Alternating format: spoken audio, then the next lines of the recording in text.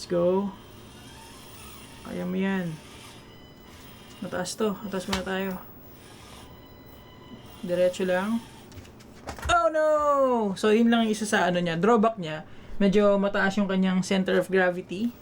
Top heavy din siya kasi syempre may mga accessories pa siya compared to let's say the Bronco or even the K10. Actually yung K10 yung pinaka maganda for crawling sa kanilang tatlo kasi mataas yung clearance nun eh. Kaya mo yan. Yan, pasok na. Huwag ka nang tutumba. Yo, let's go! Okay. Alright. Easy.